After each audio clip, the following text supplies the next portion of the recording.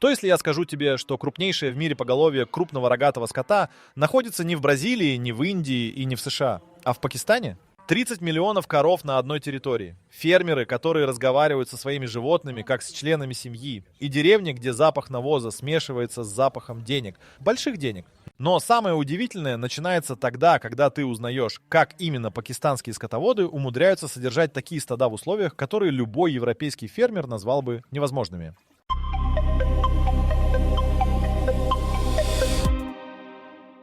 Пакистан занимает третье место в мире по поголовью крупного рогатого скота, после Индии и Бразилии. Но если пересчитать на площадь пахотных земель, цифры становятся попросту абсурдными.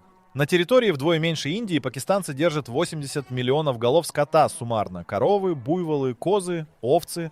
Из них 30 миллионов именно коровы. Для сравнения, во всей Западной Европе коров меньше. Провинция Пенджаб – это сердце пакистанского животноводства. Здесь сосредоточено больше половины всего поголовья страны. В районе Сахивал, который называют молочной столицей Пакистана, на площади примерно с Московскую область пасется больше 5 миллионов коров. Местная порода так и называется – сахивальская. Это одна из самых продуктивных тропических пород в мире. Корова дает до 25 литров молока в сутки при 40-градусной жаре, когда европейские фриские коровы просто перестают доиться. Средняя пакистанская ферма – то это не тысячи гектаров с комбайнами и компьютерами. Это 3-5 коров в загоне размером с гараж. Один фермер, его жена и двое детей, которые встают в 4 утра на дойку. 70% всего молочного производства Пакистана держится именно на таких микрохозяйствах. Никакой автоматизации, никаких доильных аппаратов, только руки и ведро. При этом Пакистан производит 60 миллиардов литров молока в год. Это 4-й показатель в мире. Больше производят только Индия, США и Китай. Страны с несопоставимо большими ресурсами и технологиями. Но вот что действительно переворачивает представление о пакистанском животноводстве. 93% этого молока никогда не попадает ни на один завод.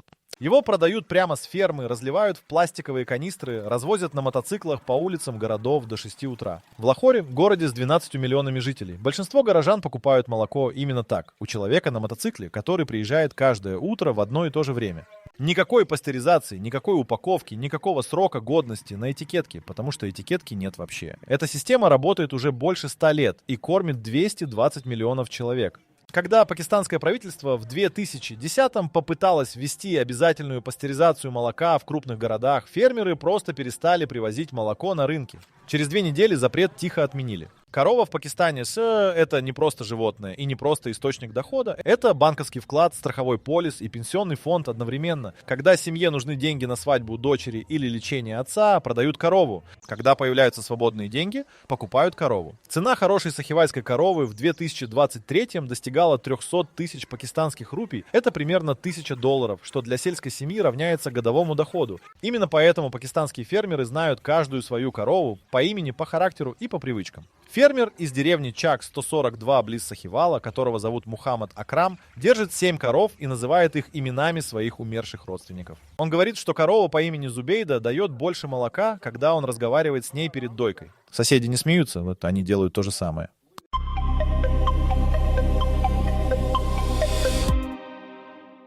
В июне температура в Пенджабе поднимается до 52 градусов. Асфальт плавится, люди прячутся в тени, а пакистанские фермеры в это время делают то, что делали их деды и прадеды, обливают коров водой каждые 2 часа. Не потому, что прочитали об этом в учебнике по зоотехнике, а потому, что иначе корова умрет, и вместе с ней умрет благосостояние семьи. Воду для охлаждения скота берут из тех же арыков, из которых поят детей.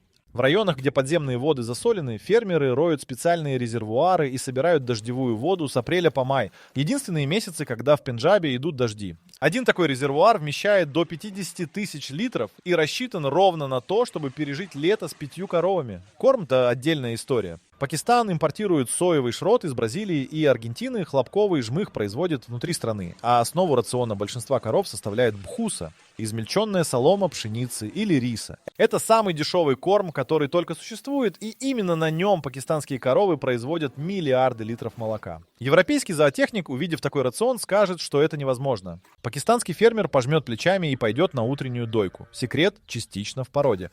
Сахивальская корова за тысячелетия отбора приспособилась именно к такому корму и такому климату. Она эффективнее европейских пород, конвертирует грубые корма в молоко и тратит меньше энергии на терморегуляцию. Но главный секрет в системе кормления, которую пакистанские фермеры выработали эмпирически за поколения.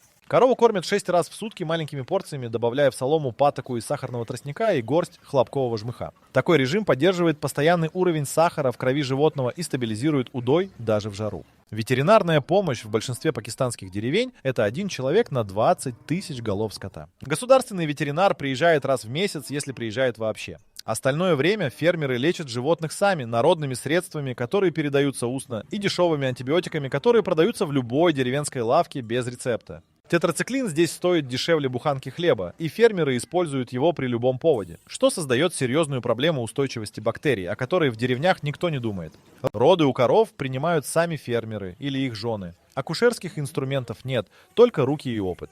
Смертность телят при таких условиях должна быть катастрофической, но реальные цифры удивляют. В хороших хозяйствах она не превышает 8%, сопоставимо с показателями небольших ферм в Восточной Европе. Навоз в пакистанском хозяйстве не является отходом. Свежий навоз смешивают с соломой, лепят в плоские лепешки и сушат на стенах домов.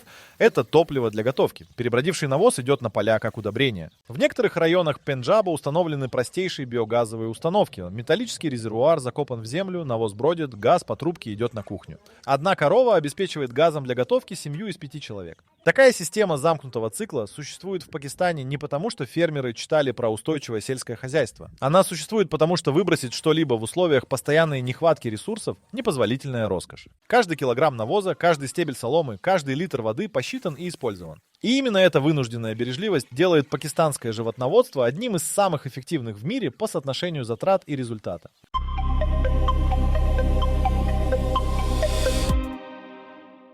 В 2018-м пакистанский бизнесмен Хасан Аббас открыл ферму в 20 километрах от Лахора и назвал ее просто «Молочный город». На момент открытия там стояло 5000 коров, через 3 года их было уже 18 тысяч. Это крупнейшая молочная ферма в истории Пакистана, и она работает по принципу, который местные фермеры называют «пакистанская Голландия». Коровы здесь фризской породы, завезенные из Нидерландов. Доильный зал рассчитан на 300 голов одновременно. Молоко по трубам идет прямо на завод, который стоит в 100 метрах от коровника. Через 4 часа после дойки пакетированное пастеризованное молоко с маркой «Молочный город» уже стоит на полках супермаркетов Лахора. Все это дышит на земле, где еще 10 лет назад был хлопковое поле. Но самое неожиданное не в технологии. Хасан Аббас построил при ферме школу для детей-работников, мечеть и жилой квартал на 300 семей. Люди живут прямо на территории фермы, в домах с кондиционерами и горячей водой. Средняя зарплата работника – 25 тысяч рупий в месяц плюс бесплатное жилье и питание. По меркам сельского Пенджаба это состояние. Такие крупные хозяйства – исключение. Их в Пакистане не больше 30. Но именно они формируют то, что аналитики называют молочной революцией страны. Компания Nestle построила в Пакистане 3 завода и закупает молоко у крупных ферм. Engro Foods, крупнейший пакистанский молочный холдинг, перерабатывает 1,5 миллиарда литров в год и экспортирует сухое молоко в Афганистан, Иран и страны Персидского залива. Объем пакистанского молочного рынка в 2023 составил 14 миллиардов долларов. Это больше, чем весь ВВП Армении. При этом организованный сектор – заводы, пакеты, этикетки – занимает лишь 7% этого рынка. Остальные 93% – все те же мотоциклы с канистрами на рассвете. Разрыв между двумя мирами пакистанского животноводства колоссален. На ферме Хасана Аббаса одна фризская корова дает 40 литров молока в сутки и стоит 1,5 миллиона рупий. В деревне в 50 километрах сахивальская корова дает 15 литров и стоит 150 тысяч. Фермер с 3 такими коровами зарабатывает за месяц столько, сколько работник молочного города получает за неделю. Правительство Пакистана с 2015-го запустило программу субсидирования малых фермеров, льготные кредиты на покупку племенных животных и оборудования. За 8 лет программой воспользовались чуть больше 120 тысяч хозяйств из примерно 8 миллионов существующих. Причина низкого охвата проста. Чтобы получить кредит, нужно иметь документы на землю. Больше половины пакистанских фермеров арендуют землю без письменного договора. На словах, по традиции, как делали их отцы. Эта система устных договоренностей держит миллионы людей в неофициальной экономике и одновременно защищает их от нее. Фермер без документов не может получить кредит, но и банк не может забрать его корову за долги. В стране, где инфляция в 2023 превысила 38%, корова оказалась надежнее банковского депозита. Ее стоимость в рупиях росла вместе с инфляцией, молоко давало живые деньги каждый день, а государство не могло обесценить ее одним решением Центрального банка.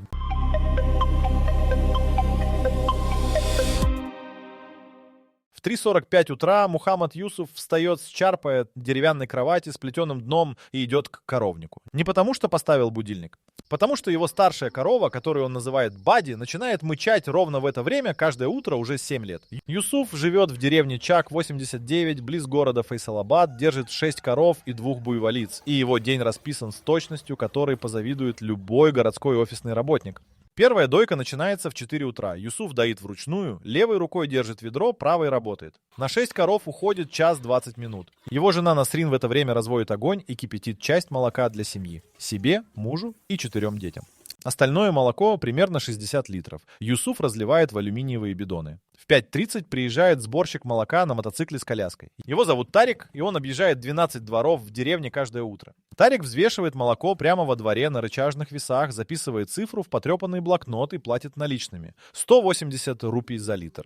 Юсуф получает около 10 800 рупий за утреннюю партию. Тарик везет молоко в город, где перепродает его мелким торговцам по 220 рупий за литр. Разница — его заработок. Никаких договоров, никаких накладных, никаких налогов.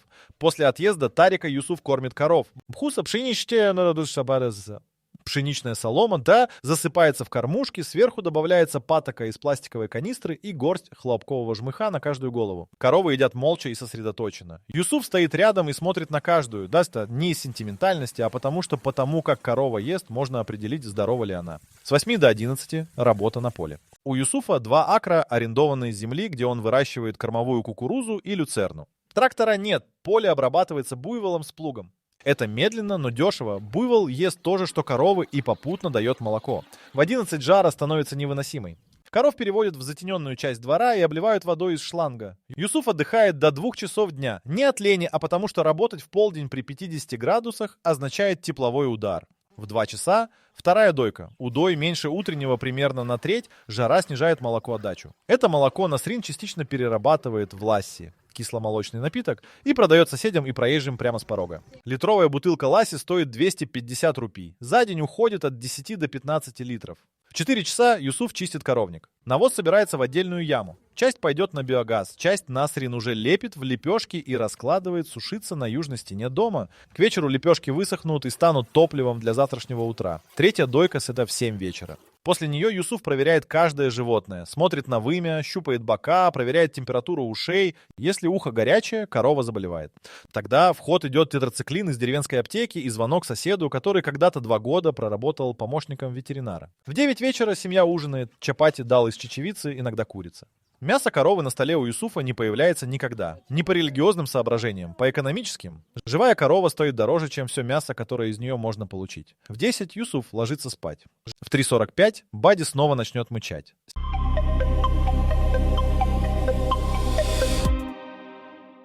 Голландские зоотехники приехали в Пенджаб в 2016 по программе международного сотрудничества. Их задача была простой – оценить состояние местного животноводства и предложить пути модернизации. Через 3 недели они написали отчет, который в Министерстве сельского хозяйства Нидерландов назвали самым странным документом за последние 20 лет. Главный вывод звучал так. Пакистанские фермеры делают несколько вещей, которые противоречат всем учебникам, но при этом работают лучше, чем рекомендованные методы.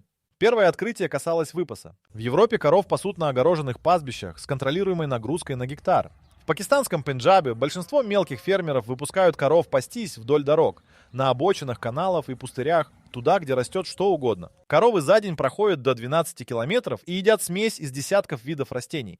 Голландцы взяли пробы этих растений и обнаружили среди них несколько видов с выраженными противовоспалительными свойствами. Коровы, которые пасутся таким образом, болеют маститом, воспалением в имени, в 2 раза реже, чем коровы на стойловом содержании. Второе открытие касалось доения вручную. Машинное доение быстрее и гигиеничнее, но требует точной настройки давления под каждую корову. Неправильно настроенный аппарат травмирует вымя и снижает удой на следующей дойке. Руки опытного фермера автоматически подстраиваются под животное. Юсуф не знает слова давление вакуума, но его руки за 20 лет научились делать именно то, что нужно каждой конкретной корове. Третье открытие было самым неожиданным. Пакистанские фермеры разговаривают с коровами во время дойки, да, не как с домашними питомцами, а монотонно, одними и теми же фразами, почти нараспев. Голландцы поначалу восприняли это как культурную особенность. Потом измерили уровень кортизола, гормона стресса, в молоке коров, которых доили в тишине, и коров, которых доили под разговор. Разница составила 31%. Молоко коров, которых доили молча, содержало значительно больше кортизола, что ухудшает его вкус и снижает жирность. Пакистанские фермеры открыли этот принцип без всякой науки, просто потому, что так делали их отцы. Четвертый секрет связан с водой. В жаркий сезон пакистанские фермеры добавляют в питьевую воду для коров гур неочищенный тростниковый сахар. Примерно 100 граммов на ведро. По официальным нормам это лишние калории, которые должны снижать молоко отдачу. На практике удой в жару у таких коров выше на 8-12%. Причина, которую установили позже. При высокой температуре корова тратит огромное количество энергии на терморегуляцию, и быстрые углеводы из гура компенсируют этот расход, оставляя больше ресурсов для производства молока. Пятый секрет – социальный. Пакистанские коровы живут стабильными группами годами. Никто не разлучает животных, которые привыкли друг к другу ради оптимизации загонов. Когда в европейских хозяйствах перегруппировывают стадо, удой падает на несколько дней из-за стресса и иерархической перестройки. В пакистанских хозяйствах этой проблемы не существует просто потому, что никому не приходит в голову менять состав группы без крайней необходимости. Голландский зоотехник Питер ван дер Берг, руководивший экспедицией, написал по итогам поездки статью в Европейский журнал по животноводству. Статья называлась «Знания без образования» и описывала феномен накопленного поколениями практического опыта, который в некоторых аспектах превосходит современную зоотехническую науку. Статью процитировали 42 научных издания. В самом Пакистане о ней никто не знает. Юсуф и его соседи не читают европейских журналов. Они просто встают в 3:45 утра и делают то, что умеют лучше всего.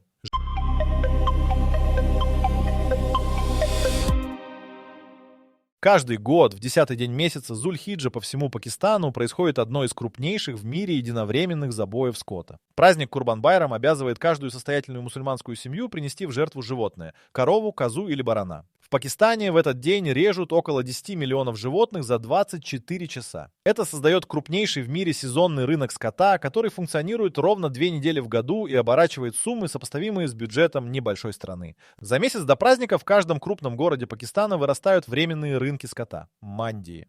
Лахорская мандия в пик сезона занимает площадь в 200 гектаров и вмещает до 300 тысяч животных одновременно. Здесь продают коров, украшенных гирляндами из цветов и лентами, с покрашенными хной рогами и специально откормленных до максимального веса. Корова весом в 700 килограммов с красивой мастью и ровными рогами может стоить на этом рынке от 5 до 15 миллионов рупий, это от 17 до 50 тысяч долларов. Специальное откармливание для Курба-Байрама – отдельная индустрия. Фермеры начинают готовить животных за 6 месяцев, усиленный рацион с добавлением патоки, хлопкового жмыха и кукурузы, минимум движения, регулярное мытье и расчесывание шерсти. Некоторые фермеры нанимают специальных людей, которые массируют коровам спину и бока каждый день. Это стимулирует набор мышечной массы. Бык по кличке Мативала из деревни близ Карачи в 2022 весил 1200 килограммов и был продан за 22 миллиона рупий. Его фотографии облетели все пакистанские социальные сети. Но здесь возникает противоречие, которое разрывает пакистанское животноводство на две части. Фермер, который 7 лет разговаривает со своей коровой по имени Бади и знает все ее привычки, в день Курбан-Байрама может продать ее на убой. И это не будет считаться предательством. В исламской традиции жертвенное животное должно быть здоровым, упитанным и без изъянов, а его забой – актом благодарности, а не жестокости. Фермер, вырастивший хорошее животное для жертвоприношения, выполнил богоугодное дело. Эта двойственность пронизывает все пакистанское отношение к скоту. Корова одновременно является членом семьи и товаром, объектом заботы и инструментом дохода, живым существом с именем и позицией в бухгалтерской книге. Противоречия здесь нет. Есть прагматизм, выработанный тысячелетиями выживания в условиях нехватки ресурсов. Онлайн-торговля с котом в Пакистане выросла в пандемию и с тех пор не остановилась. Платформа Меривахи позволяет купить корову с доставкой на дом, фермер публикует фото и видео животного, покупатель платит онлайн, корову привозят на грузовике. В 2023 через эту платформу было продано больше 150 тысяч животных за сезон Курбан-Байрама. Средний чек – 800 тысяч рупий. Параллельно существует рынок племенных быков, который не связан с религиозными праздниками и работает круглый год. Хороший племенной бык сахивальской породы с подтвержденной родословной стоит от 2 до 8 миллионов рупий. Владельцы таких быков сдают их в аренду фермерам для осеменения. День работы племенного быка стоит от 5 до 15 тысяч рупий. Самые известные быки имеют собственные страницы в социальных сетях, которые ведут их владельцы. И очередь на осеменение расписана на месяцы вперед. В этой системе корова давно перестала быть просто животным. Она является финансовым инструментом, культурным символом, религиозным объектом и источником ежедневного дохода одновременно. И именно эта многофункциональность делает пакистанское животноводство настолько устойчивым. Когда один аспект проседает, остальные удерживают систему на плаву.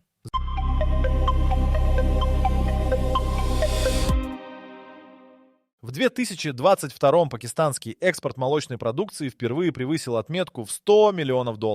Цифра скромная по мировым меркам, но за ней стоит кое-что важное. Пакистан экспортирует молочные продукты в 38 стран, включая Германию и Францию, страны с собственными развитыми молочными традициями. Пакистанское сухое молоко и топленое масло гидаш покупают там для этнических общин, выходцев из Южной Азии. Только в Великобритании проживает около 1,5 миллиона пакистанцев, и рынок халяльных молочных продуктов для них оценивается в 200 миллионов фунтов ежегодно. Ги, топленое масло, это отдельная история пакистанского молочного богатства. Его производят повсеместно и на промышленных заводах, и в деревенских котлах. Технология не менялась тысячелетиями. Сливки медленно томят на огне до полного выпаривания воды и молочного белка. Остается чистый золотистый жир с ореховым запахом.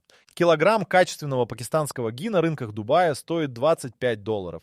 В пакистанской деревне тот же килограмм обходится фермеру в $3 себестоимости. Разница оседает в карманах посредников, импортеров, оптовиков, розничных торговцев. Цепочка от пакистанской коровы до полки дубайского супермаркета включает 7 звеньев.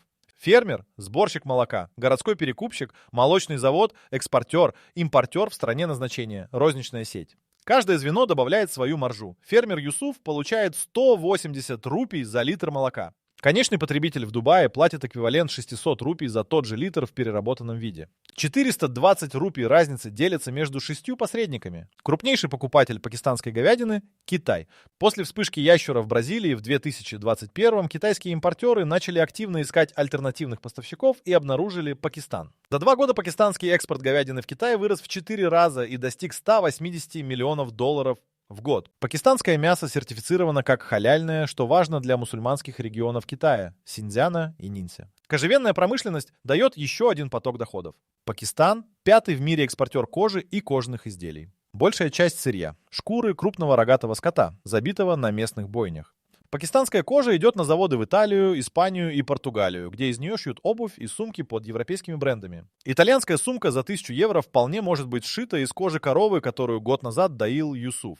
Навоз, который казался в начале этой истории просто отходом производства, тоже превращается в деньги на промышленном уровне. Крупные фермы продают переработанный навоз как органическое удобрение. Мешок в 20 килограммов стоит 400 рупий. Ферма с 10 тысячами коров производит около 100 тонн навоза в сутки. После переработки это 5000 мешков удобрения в день. Или 2 миллиона рупий ежедневной выручки только от того, что раньше просто вывозили на свалку. Биогазовые установки на крупных фермах генерируют электричество, которое продается в национальную сеть.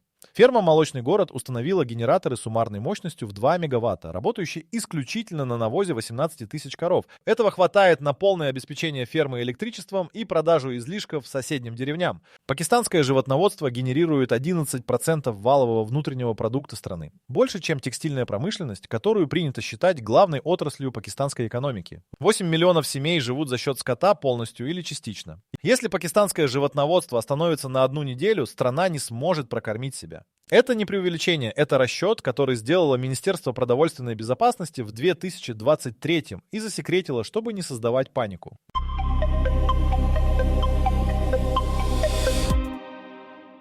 В 2023 пакистанское правительство опубликовало данные сельскохозяйственной переписи, которую не проводили с 2006 года. Цифры оказались настолько неожиданными, что несколько международных изданий поставили их под сомнение и запросили методологию подсчета. Общее поголовье крупного рогатого скота в стране выросло за 17 лет на 41% и достигло 102 миллионов голов.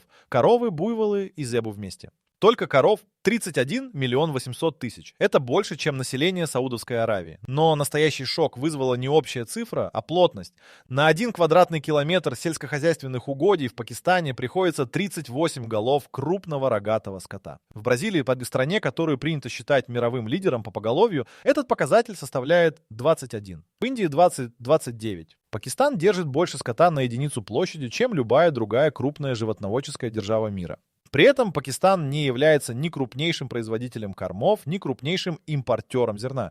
Как это возможно физически? Вопрос, который поставил в тупик нескольких международных экспертов по продовольственной безопасности. Ответ они нашли в структуре питания животных. 57% рациона пакистанского скота составляют корма, которые в других странах считаются отходами: рисовая и пшеничная солома, жмых после отжима, хлопкового масла, ботва сахарного тростника, кукурузные кочерышки. Все то, что европейский или американский фермер выбрасывает или сжигает, пакистанский фермер скармливает корове. В провинции Синд в 2022 зафиксировали случай, который попал в пакистанские учебники по животноводству. Фермер по имени Гулам Хусейн содержал стадо из 43 коров на площади в 3 акра. Это примерно размер 2 футбольных полей. По всем европейским нормам такая плотность должна была привести к полному истощению пастбища за 2 недели и массовой гибели животных от недоедания. Гулам Хусейн держал это стадо на 3 акрах 8 лет подряд. Его секрет заключался в системе ротации, которую он придумал сам. Каждые 3 дня он переводил коров на новый участок, давая траве восстановиться, и параллельно скармливал им солому, привезенную с соседних рисовых полей после уборки урожая. Себестоимость содержания одной коровы у него была вдвое ниже среднепакистанской. Мировой рекорд по суточному удою среди буйволиц, животных, которых разводят параллельно с коровами по всему Пакистану, принадлежит буйволице по кличке Нили из хозяйства в Сахивале. В 2019-м она дала 32 литра молока за сутки. Для буйволицы это абсолютный мировой рекорд, зафиксированный книгой рекордов Пакистана. Жирность молока составила 8%, вдвое выше, чем у обычной коровы. Владелец отказался продавать ее за любые деньги. После ее гибели в 2021-м он сохранил генетический материал и сейчас продает потомков Нили по ценам, сопоставимым с ценами на племенных лошадей. Пакистанские буйволы породы Нили Рави – отдельная гордость страны. Эта порода выведена именно в Пенджабе и больше нигде в мире в чистом виде не встречается. Молоко Нили Рави содержит на 30% больше белка и на 50% больше жира, чем молоко стандартной европейской коровы. Именно из него делают лучший в мире панир, свежий сыр, и карачи-ги, топленое масло, которое экспортируется в Персидский залив по ценам вдвое выше рыночных. Когда в 2023-м продовольственная и сельскохозяйственная организация при ООН составляла доклад о наиболее эффективных системах животноводства в условиях климатического стресса, Пакистан занял 2-е место после Эфиопии. Критерии оценки включали продуктивность на единицу потребленного корма, устойчивость к экстремальным температурам и экономическую эффективность для малых хозяйств. Страна, которую принято считать развивающейся с хроническими проблемами инфраструктуры и управления, обошла в этом рейтинге Австралию, Аргентину и Новую Зеландию. Эксперты ООН написали в сноске к докладу фразу, которая точнее всего описывает происходящее в пакистанских деревнях. Эффективность, рожденная из необходимости, превзошла эффективность, созданную технологией.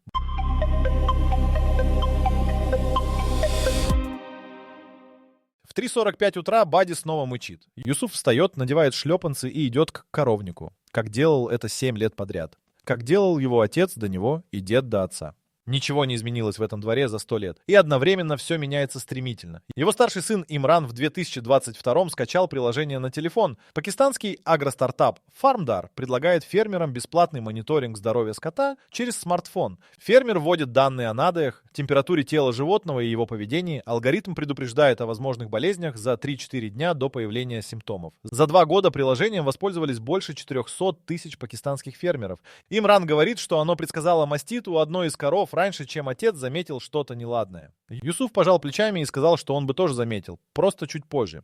Пакистанское правительство в 2023 запустило программу искусственного осеменения в масштабах, которых страна еще не видела. Цель – за 10 лет улучшить генетику половины пакистанского поголовья, скрестив местные породы с лучшими мировыми. Уже работают 180 государственных центров искусственного осеменения по всему Пенджабу. Стоимость одной процедуры для фермера – 200 рупий, что вдвое дешевле аренды племенного быка. Первые результаты появятся через 3 года, когда подрастут телята нового поколения. Молодые пакистанцы возвращаются в сельское хозяйство не потому, что не нашли работы в городе, а потому, что посчитали. Выпускник университета в Лахоре с дипломом по агрономии открыл в 2021 молочную ферму на 20 коров с автоматическим доением, системой охлаждения молока и прямыми контрактами с 3 городскими кофейнями, которым нужно свежее молоко высокого качества. Через 2 года его ежемесячный доход превысил зарплату его однокурсников, работающих в городских офисах. История разошлась по пакистанским деловым изданиям и спровоцировала волну похожих проектов. Климат давит на всю систему с нарастающей силой. Наводнение 2022 года затопило треть Пакистана и уничтожило около 2 миллионов голов скота. Крупнейшие единовременные потери в истории пакистанского животноводства. Тысячи семей лишились всего за несколько дней. Государственная компенсация составила 30 тысяч рупий за корову, примерно 1/10 части ее реальной стоимости. Большинство пострадавших фермеров восстановили хозяйство самостоятельно за счет займов у родственников, той самой системы неформального кредитования, которая существует в пакистанских деревнях вместо банков. Через год после наводнения поголовье в затопленных районах восстановилось на 70%.